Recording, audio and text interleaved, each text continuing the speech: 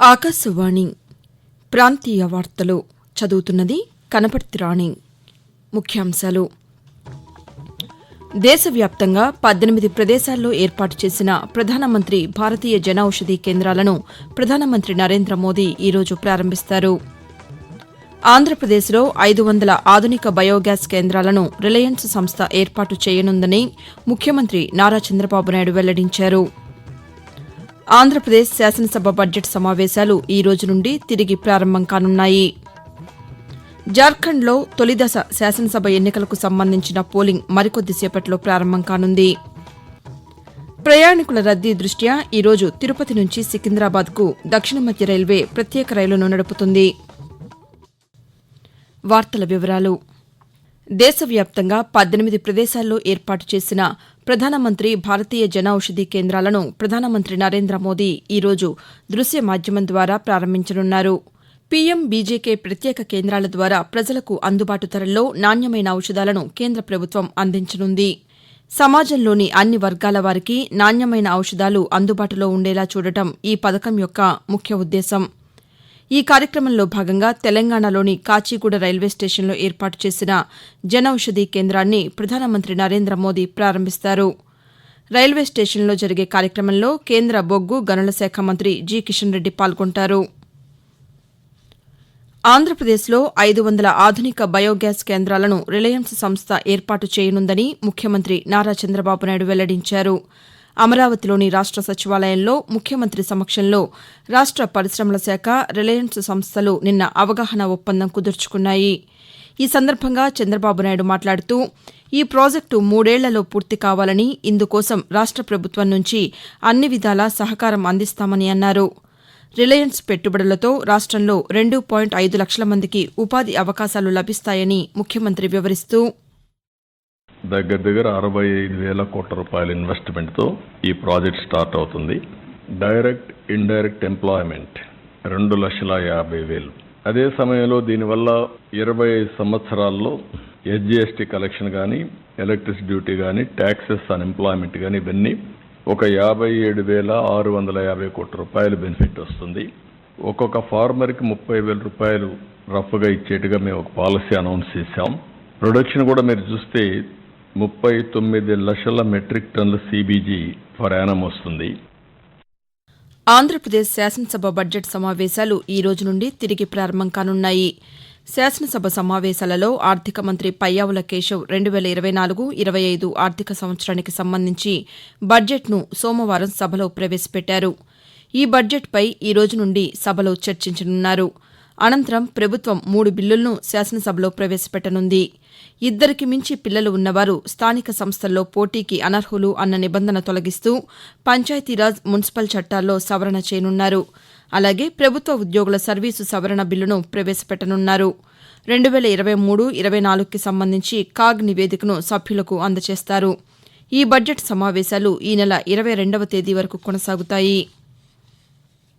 జార్ఖండ్లో తొలిదశ శాసనసభ ఎన్నికలకు సంబంధించిన పోలింగ్ మరికొద్దిసేపట్లో ప్రారంభం కానుంది.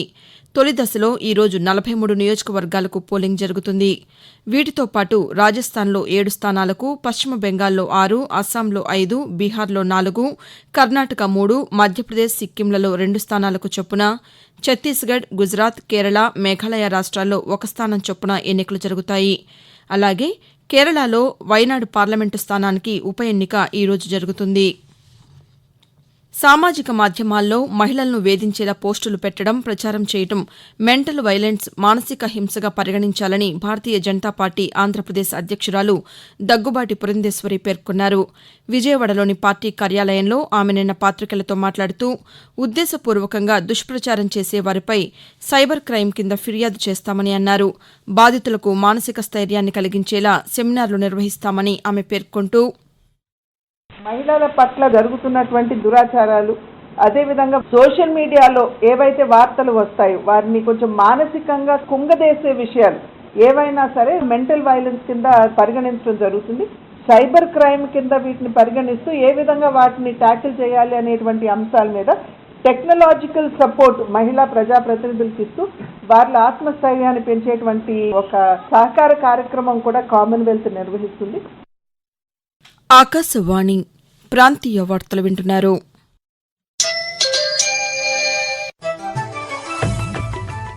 నిరంతర వార్తా విశేషాల కోసం ఆకాశవాణి సామాజిక మాధ్యమ వేదికలైన news on air YouTube channel ను, newsonair.gov.in వెబ్సైట్ ను, ట్విట్టర్ లో ఆల్ ఇండియా రేడియో న్యూస్ ను వీక్షించండి. తెలుగు ప్రాంతీయ వార్తా విశేషాల కోసం ఆకాశవాణి న్యూస్ విజయవాడ మరియు Akashvani news Visakhapatnam YouTube channels ను వీక్షించండి.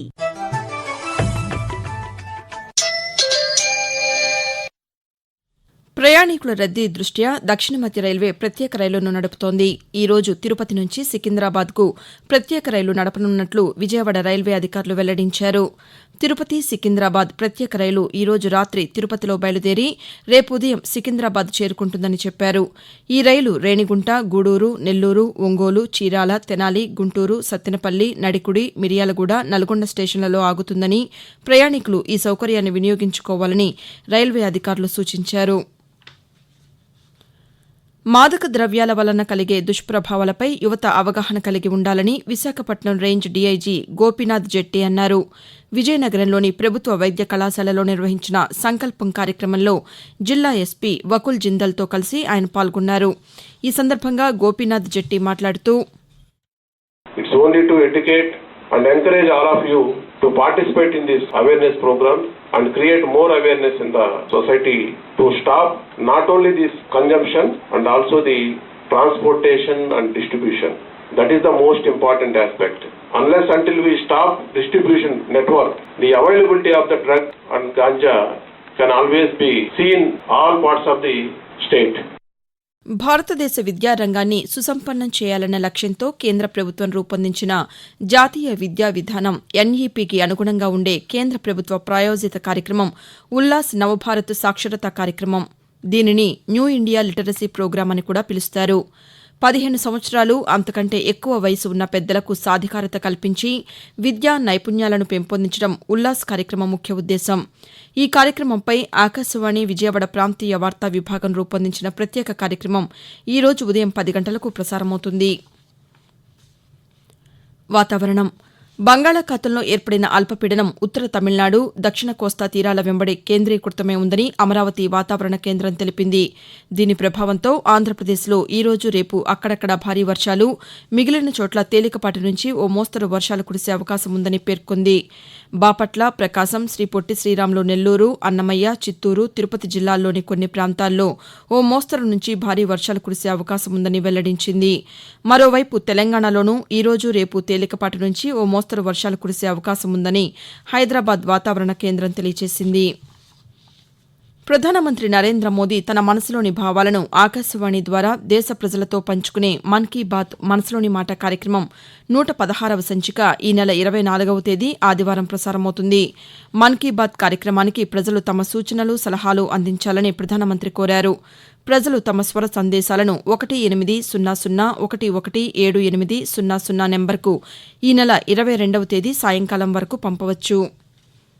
ప్రాంతీయ వార్తలు ముగించే ముందు ముఖ్యాంశాలు మరోసారి. దేశవ్యాప్తంగా 18 ప్రదేశాల్లో ఏర్పాటు చేసిన ప్రధానమంత్రి భారతీయ జనౌషధి కేంద్రాలను ప్రధానమంత్రి నరేంద్ర మోదీ ఈరోజు ప్రారంభిస్తారు.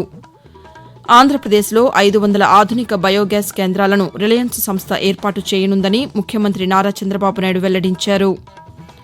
ఆంధ్రప్రదేశ్ శాసనసభ బడ్జెట్ సమావేశాలు ఈ రోజు నుండి తిరిగి ప్రారంభం కానున్నాయి. జార్ఖండ్లో తొలిదశ శాసనసభ ఎన్నికలకు సంబంధించిన పోలింగ్ మరికొద్దిసేపట్లో ప్రారంభం కానుంది. ప్రయాణికుల రద్దీ దృష్ట్యా ఈరోజు తిరుపతి నుంచి సికింద్రాబాద్కు దక్షిణ మధ్య రైల్వే ప్రత్యేక రైలును నడుపుతుంది. ఆకాశవాణి ప్రాంతీయ వార్తలు ఇంతటితో సమాప్తం.